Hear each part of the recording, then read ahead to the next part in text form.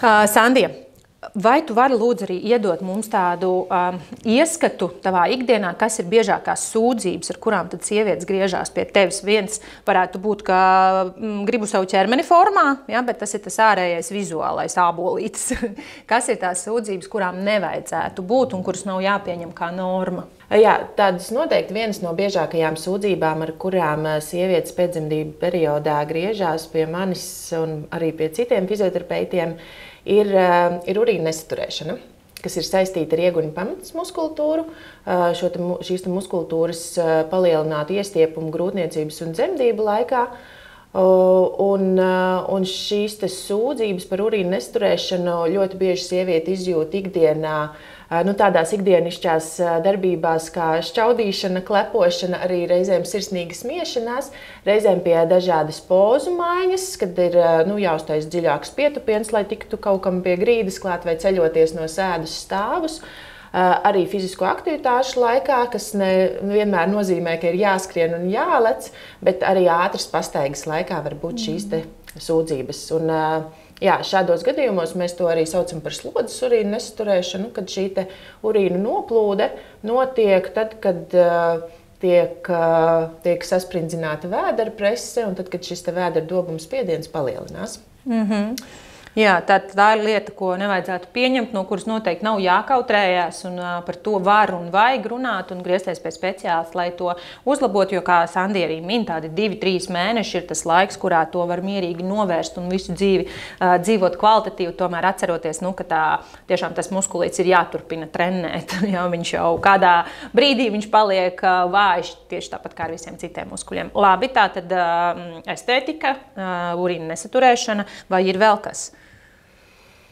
Sāpes, dažāda veida sāpes, izplatītas ir muguras sāpes, gan muguras lejas daļas sāpes, gan plecu joslā sāpes, kas ir vairāk saistīts ar šo bērniņa aprūpi, kad ir bērniņš jānes uz rokām, jātur uz rokām, jāceļ no gultiņas, jāliek atpakaļ gultiņā vai autosēdeklī, kur šai mugurai ir diezgan liela slodze. Un tam arī tas var nebūt, un tam nav jābūt, ja mēs nostiprinām tos dziļos savus muskulīšus. Jā, visbiežāk es teiktu, ka tuvu 100% sieviešu, kas nāk pie manis ar šādām sūdzībām, mēs viņus arī veiksmīgi risinām. Super. Labi, tātad pirmie soļi praktiskie, ko mēs darām, lai nostiprinātu savu iegurni un korseti. Sākam ar ieguņu pamatnes muskultūru. Jā. Mēs viņu no ārpuses neredzam, tāpēc šeit es tevi vadīšu, kas ir jāsajūt, kā ir jāiztēlojās vai jāsasprindina šī muskultūra, un tad tu varēsi padalīties ar savām sajūtām. Labi. Mēs šobrīd sēžam uz bumbām, bet var sēdēt mierīgi arī uz krēsla, varbūt ne gluži dīvānā, mīkstā, vairāk ar domu tādu, šobrīd arī uz bumbas pašūpojoties, vajadzētu sajust, lai spiediens uz tās virsmas, uz kuras sēžam, ir starpenes zonā, kas ir starp urīna izvadu kanālu, maksts atveri un anālo atveri. Ka tajā daļā tad reizēm arī uz krēsla sēžot, reizēm var noderēt, ka mēs apsēžamies uz krēsla stūra, lai varam iekārtoties. Reizēm ir nedaudz uz priekšu jāpaliecās vai atpakaļ, vai kaut kā uz sānu jāpabīdās. Bet, sākumā jāiekārtojās ērti. Labi. Turpinot. Jā, esam iekārtojušās ērti. Un tad iztēlojamies un varbūt pat vizualizējam ieguņu pamatnes muskultūru, kas mums izklāja ieguņa kaula apakšējo atverīti, atrodas, principā vairāk vai mazāk tādā horizontālā plaknē. Mēs šobrīd daram sēdus, to var darīt arī guļus uz muguras, guļus uz sāna, arī četrāpas pozīcijā.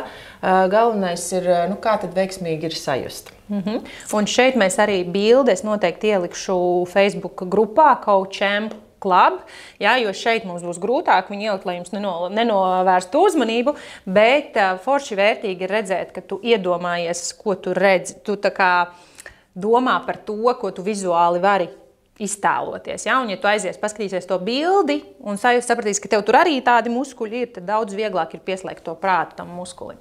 Labi, tad mēs tagad sajūtam.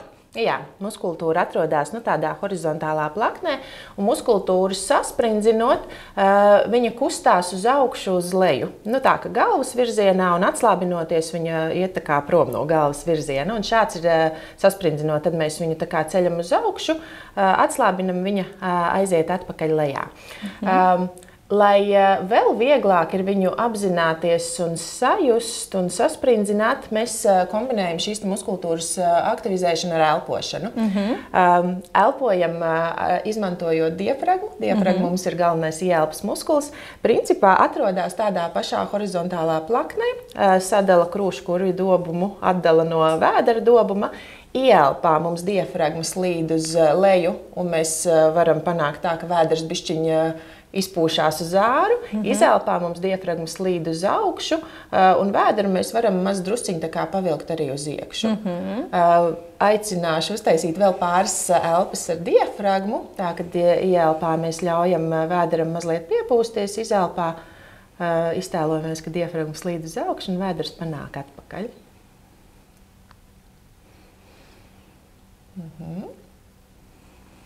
Un tad liksim ieguņu pamatus muskultūras aktivizēšanu klāt. Tādu pašu mierīgu ieelpu uztaisam tā, ka vēders piepūšās. Un tad, kad taisam izelpu, tad mēģinam pavilkt arī ieguņu pamatnīti uz augšu. Varbūt arī piedomāt, ka mēs tā kā gribam ievilkt viņu iekšā. Un tad, kad ir ieelpa, tad diafragma slīd uz leju, un mēs ļaujam ieguņu pamatnei arī noslīdēt atpakaļ uz leju, palaist viņu lejā vai tā kā nolaist lejā. Tas ir tad, kad es saku treniņos velc nabiņu uz iekšu un uz augšu un kontrolē iegurni. Jo šo darot, tā nabiņa nāk tā kā uz iekšu un uz augšu, bet tieši nevelkot pašu nabu. Un tāpēc vienmēr iespējams arī grūti man nodefinēt, ko es domāju. Tas nav tā, ka velkam šitā iekšā, vai ne? Mēs tā kā tā pie šī mēs pieķersimies vēderpreses muskuļu aktivizēšanas laikā. Bet šis ir tieši caur ieelpām un nopaļojot iegurni, tā naba vienkārši pati tā kā ievelkās uz iekšu un panāk mazliet kopā uz augšu. Jā, tas, kas ir svarīgi, mēs uztaisīsim vēlreiz uzreiz. Tas, kas ir svarīgi, ir, mēs varam turēt rokas uz kājām, lai justu, ka kāju muskuļi ir brīvi. Ir brīviem jābūt dibenu muskuļiem. Mums īsti nenotiek nekādas kustības ar iegurni. Mēs, principā, no malas skatoties, man nevajadzētu redzēt, ka tu tur kaut ko sasprindzini vai atslābini. Tas arī bija smieklīgi. Piedod, es tev pārtraucu, jo to es arī mēdzu teikt man, kad es strādāju, lai iegurnis būtu stiprs un korsetes, gulēju mājās uz grīdas un to arī darīju. Un tad vīrs vienā brīdī teica, man tomēr tev ir jāpajautā, tev tā kā vienkārši tā ir jāguļ. Es teicu, jā, man vienkārši tā ir jāguļ un zvaigznes sūta man spēku, bet viņš neredz, ka es tur iekšā strādāju. Tā tad ļoti pareizi, tad droši vien es šos vingrojumus. Tāpat arī ar vēderpresi. Nevajadzētu būt lielam vēderpreses sasprindzinājumam. Varbūt tā, ka uz beigām velkot ieguņu pamatnīti uz iekšu, mums bišķiņi pavelkās arī vēders uz iekšu, bet noteikti tam nevajadzētu primāri notikt. Un tad vēlreiz turpinam. Ielpā mēs ļaujam vēderam izpūsties, izelpā gara izelpa un velkam ieguņu pamatni uz iekšu. Atkal ielpā vēderam ļaujam izpūsties, ieguņu pamatne atslābinās. Un ar nākamo izelpu atkal velkam uz iekšu un jūtam, ka pavelkās uz iekšu gan ap maksti, gan arī ap anālo atveru taisnās zanes apvidus.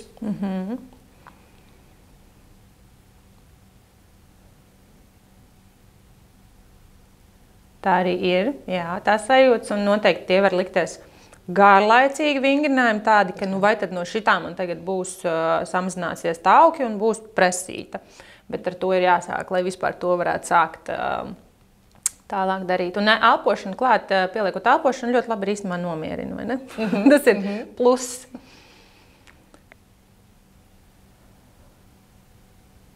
Vēl kādas 3 reizes.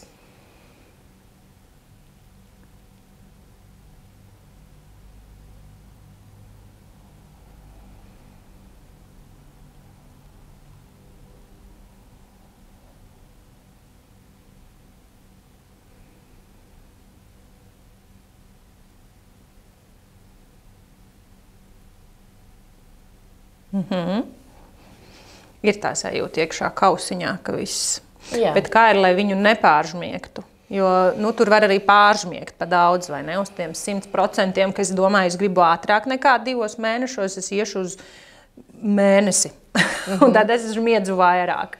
Jā, mēs sākam ieguņu pamatni darbināt vairāk, lai apzinātos, lai sajustu gan sasprindzinājumu, gan arī atslābināšanos.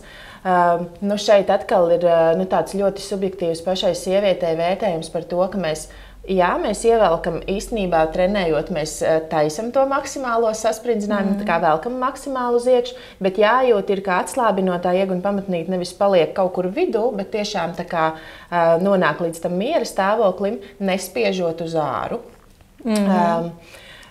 Var būt risks, tāpat kā visiem citiem muskuļiem, ja mēs viņus pārāk daudz trenējam un pārāk daudz darbinam, un mēs varam dabūt to muskultūru arī hipertonusā, ka tas muskuļu saspringums ir tāds konstants.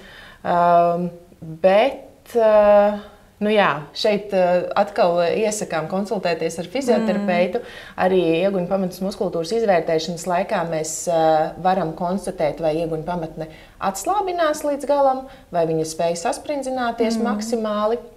Un varam arī vadīt sievieti, dodot atgriezenisko saiti, kad pamēģini labāk šitā, pamēģini citādāk un ar citādāku sajūtu. Jo ko nozīmē, vai ne, ka tu saproti, ka es it kā esmu atslābinājies, bet īstenībā nē, vai ne? Ja ir šaubas par to, vai tā ieguņu pamatne katru reizīti atslābinās līdz galam, mēs varam pa starpu uztaisīt vēl kādas 2-3 diafragmālās elpošanas, izelpā nevelkot ieguņu pamatni uz augšu, tikai koncentrējoties uz elpošanu. Un tad liela iespēja, ka tā ieguņu pamatne tīri ar diafragmālās elpas palīdzību atslābinās. Un tad atkal katrā, 3., 4. izelpā, tad mēs tikai liekam ieguņu pamatnes sasprindzinājumu. Jā, lēni soli pār solītim un kvalitāte pāri tai kvantitātei, vai ne, ka tu saproti, ka tu tiešām dari tā, kā jādara. Labi. Tad šos es, saprotu, un cik reizes man taisīt tādā vienā piegājienā. Šis atkal ļoti individuāli atkarīgs no konkrētā funkcionālā stāvokļa konkrētajā brīdī. Lai apzinātos un sajustu, iesākumā pietiek ar 8 reizēm dienā uztaisīt šo vingrojumu. Par tām 6 nedēļām vismaz ir jāpaiet, lai mēs izvērtētu caur maksti šo te muskultūru, bet šos te vingrojumus un sajušanu un apzināšanos var sākt uzreiz pēc dzemdībām. Principā jau nākamajā stundā, ja nav ļoti liela sarežģījuma, tad šo te muskultūru jau var sākt just un aktivizēt, un tas veicina arī asinsrites uzlabošanos, veicina dzīšanu un veicina tādu ātrāku atjaunošanos. Labi. Tad, kad mēs esam viņus sajutuši un aktivizējuši, tad izejot no funkcionālā stāvokļa, vai mums ir jātrenē spēks, mēs viņu trenējam kā spēka treniņu, taisam tāpat kā citiem muskuļiem, mēs darām 3 piegājienus arī pa tām 8 līdz 12 reizītēm. Ja mums ir mērķis trenēt izturību, tad mēs pieliekam katram saspringzinājumam klāt tādu 5 sekundžu noturēšanu un tad atslābinam. Ja mums ir mērķis risināt šo te slodzes urīna nesaturēšanu, kad šķaudot, klepojot, skrienot, lecot, ir urīna noplūde, tad mums šis muskulīts uz tādu ātru darbību ir arī jātrenē. Mēs nevis lēniņām viņu ievelkam uz iekšu, bet mēs to darām strauji.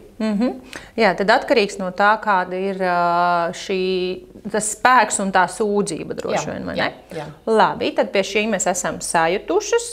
Kas ir tas nākošais, ko es varu arī pati mājās darīt, jo praktiski jau gan izmantojot spēku vai ātrāk vai lēnāk to tā bez tās pirmās konsultācijas rekomendēt to tā darīt un pašam izvērtēt, tas būtu gaužām aplami, vai ne? Tāpēc mēs sākam ar šo. Vai ir vēl kaut kas, ko es varu tad mājās vai arī veicot, fiziskus treniņus, kas man jāņem vērā, ko man darīt ar to iegurņu, ja ir tad pagājis tas posms, kurā es saprotu, ka es esmu trenējusi atbilstoši tai sūdzībai, bet es tagad gribu pievērsties tālāk, nostiprināt kopējo muskultūru, ko man darīt ar to iegurni? Ja viņš ir, ja tā ieguņa pamatne ir optimāli trenēta un sūdzības ikdienā nav un uzsākot fiziskās aktivitātes sūdzība nav, tad mēs vairāk pieņemam, ka viņa smuki spēja darboties tā, kā viņai ir jādarbojās, varbūt pat atsevišķi nepievēršot viņai uzmanību, bet atsevišķi pieliekot klāt katrā treniņā, tad arī šo te spēka treniņu ieguņa pamatnes muskultūrai.